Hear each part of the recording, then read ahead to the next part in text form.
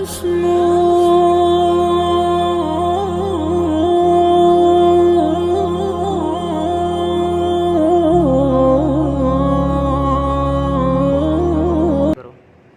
اللہ الرحمن الرحیم نحمدہ ونصلی ونسلم علی رسولہ الکریم اما بعد. معزز ناظرین، رمضان کا مہینہ گزر چکا ہے اور اب عید کا مہینہ شوال کا مہینہ چل رہا ہے. اس کے بارے میں مختصر بات شوال کے روزوں کے تعلق سے کرنی ہے کہ شوال کے 6 روزوں کے بارے میں کیا حکم ہے، شرعی حکم کیا ہے، اس کو کس طرح سے رکھا جائے، کس طرح سے نہ رکھا جائے، اور اس میں جمہور علماء کا کیا موقف ہے. تو سب سے پہلے رمضان کے 6 روزوں کی فضیلت حدیث شریف سے ثابت ہے. خود نبی کریم صلی اللہ علیہ وسلم کا ارشاد ہے، من صام رمضان فاتبعه ستا من شوال کان کصیام الدہر، کہ نبی کریم صلی اللہ علیہ وسلم کا ارشاد ہے کہ جس نے رمضان کے مہینے کے بعد 6 روزے رکھے شوال کے، تو ایسا ہے جیسا کہ اس نے پورے سال کے روزے رکھے. دہر کے معنی اصل زمانے کو کہتے ہیں، لیکن دوسری حدیث میں سنتا کلھا کے الفاظ وارد ہوئے ہیں کہ پورے سال کے روزے روزوں کے برابر ہیں. تو یہ روزے چونکہ حدیث شریف سے ثابت ہیں، اس لیے ان روزوں کو رکھنا باعث فضیلت ہے، باعث ثواب ہے، اور علماء نے اس کو مستحب لکھا ہے. اب دوسرا سوال یہ آتا ہے کہ امام اعظم ابو حنیفہ رحمۃ اللہ علیہ نے تو اس کے تعلق سے لکھا ہے کہ یہ مکروہ ہے، اور فقہاء متقدمین کی کتابوں میں بھی اس کو مکروہ کہا ہے، جیسا کہ مفتی زرولی خان صاحب رحمۃ اللہ علیہ کا موقف تھا. تو اس کے بارے میں صرف اتنا عرض کروں گا کہ یہ مفتی زرولی خان صاحب کا اپنا موقف تھا، شرعی مسئلہ نہیں تھا. شریعت کے اندر فقہاء متقدمین کے نزدیک جو حضرت مفتی صاحب کا موقف ہے، بلا شک و شبہ ان حضرات نے اس کو مکروہ لکھا ہے، لیکن فقہاء متأخرین نے ان روزوں کی فضیلت کو مانا ہے، اس کو قبول کیا ہے، اور اس کے روزے رکھنے کا بھی حکم دیا ہے. اب اس میں کیا مصلحتیں تھی؟ اس وقت امام اعظم ابو حنیفہ رحمۃ اللہ علیہ نے اس کو مکروہ کہا. اس کا کیا سبب ہے؟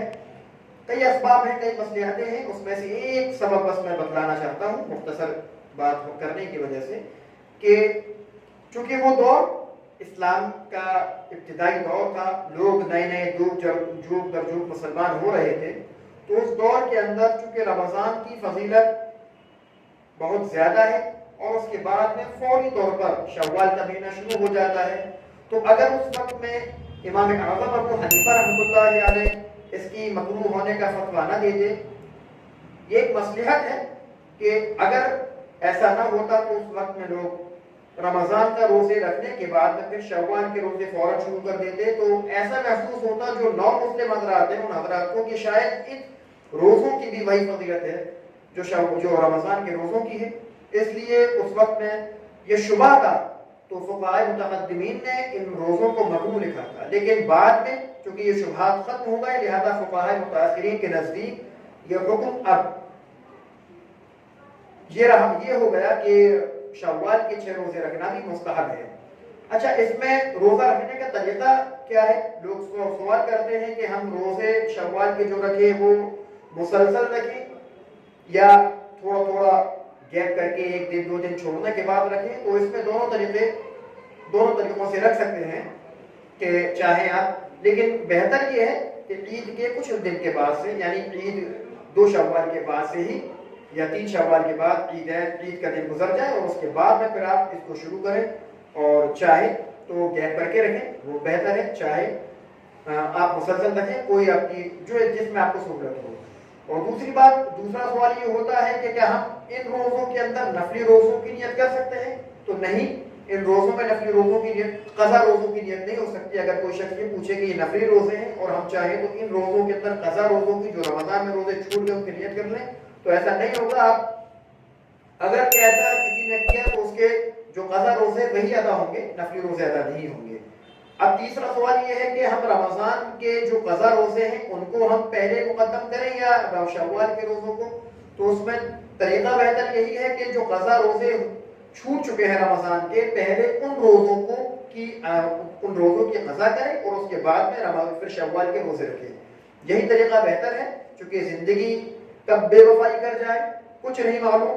اس لیے بہتر طریقہ یہی ہے کہ پہلے جو ذمے اپنے اوپر جو ذمے باقی ہے پہلے اس کو ادا کر، اور اس کے بعد میں پھر شوال کے نفلی روزے رکھے۔ تو یہ چند مسائل تھی، اور ایک بات جو حضرت مفتی ظفر خان صاحب رحمۃ اللہ علیہ کے نزدیک جو بیان حضرت کا بہت زیادہ وائرل ہے، اور اس میں بعض لوگوں نے یہ موقف بنا لیا ہے کہ حضرت مفتی صاحب کا یہ اپنا ذاتی مشورہ ہے، اپنی ان کی ذاتی رائے ہے، ذاتی موقف ہے۔ علماء اہل سنت و جماعت اور علماء دیوبند کا مسلک، دارالعلوم دیوبند کا فتویٰ یہی ہے کہ شوال کے 6 روزے رکھنا مستحب ہے۔ تو اگر کوئی شخص اپنی ذاتی رائے بناتا ہے تو اس کا ذاتی مسئلہ ہے، اس کا ذاتی مشورہ ہے، یہ علماء دیوبند کی، اکابر علماء اہل سنت کی تحقیق نہیں ہے۔ اللہ رب العزت ہم سب کو جمہور کے مسلک کے مطابق عمل کرنے والا بنا دے۔ وآخر دعوانا الحمدللہ رب العالمین۔